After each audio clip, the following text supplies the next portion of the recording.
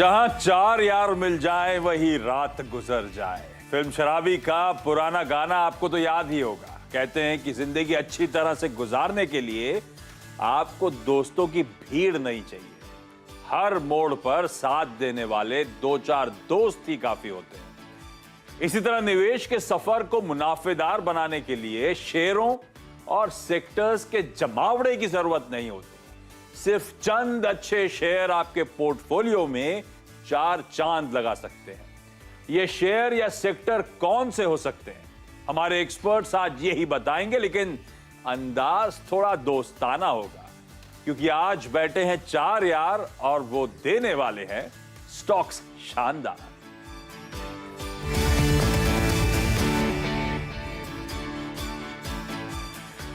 अच्छा, इस हफ्ते दो इंटरेस्टिंग रिलीजेस हैं और इमेजेस पोस्टर्स मूवी के आपकी स्क्रीन्स पर आएंगे। पहली है जहां चार यार, स्वरा भास्कर लीड रोल में, चार फ्रेंड्स की स्टोरी जो डेडिकेटेड हाउसवाइफ्स हैं, उनकी लाइव्स, उनकी दिक्कतें।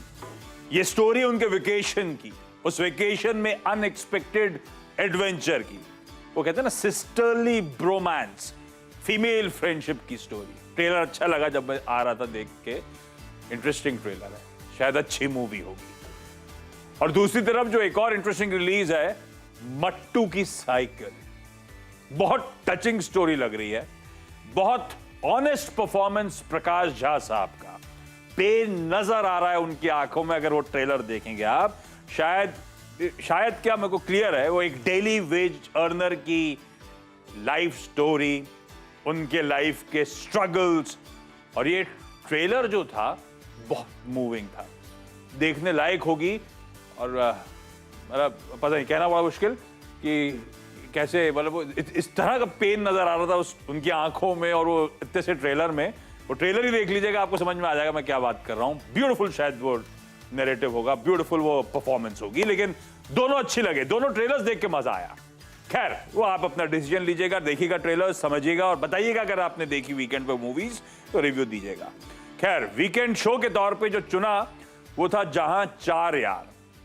और आज के शो नाम का तो पूरी तरह से क्रेडिट जो है ना हमारे प्रोड्यूसर साहब को जाता है। मूवी का नाम था जहां चार यार, उन्होंने शो का नाम बनाया चार यार स्टॉक्स शानदार। तो बढ़िया, अब करने के वाले उस पर आगे आता हूं। आज के जो चार एक्सपर्ट्स हैं अपफ्रंट उनको इंट्रोड्यूस कर देता हूं।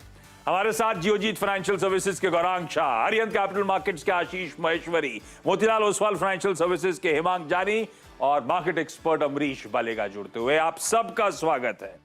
और क्योंकि चार यार जब साथ में बैठते हैं तो एक फ्री फ्लोइंग डिस्कशन होता है। कोशिश होगी ऐसे ही कुछ, जैसे होता है ना चाय के दुकान पे चार लोग बैठे तो जो फ्री फ्लोइंग डिस्कशन, कुछ वैसे ही मूड माहौल के साथ, लेकिन बातें सारी काम की। वो किसी ने कहा है कि दोस्तों की दोस्ती में कोई रूल नहीं होता और ये सिखाने के लिए कोई स्कूल नहीं होता।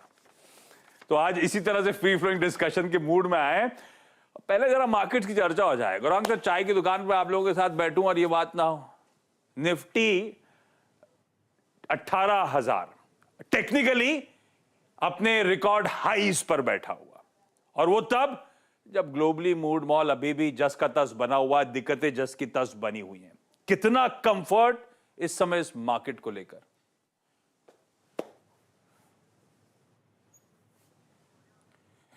गौरांग सर, शायद आप म्यूट हो, अनम्यूट करना पड़ेगा। क्षमा चाहता हूं इसके लिए। मैं उम्मीद करता हूं मेरी आवाज आप तक पहुंच रही है। बिल्कुल पहुंच रही है। वो फील आया था एकदम से कि शायद चाय की दुकान में हम किसी और दुकान में मिल गए और मुझे अब सुनाई भी नहीं दे रहा गौरांग सर क्या कह रहे हैं। उसका भी समय आएगा, लेकिन उसके लिए थोड़ा टाइम लगेगा। तो पहले तो आप सभी को शुभ दिन हमारे तरफ से।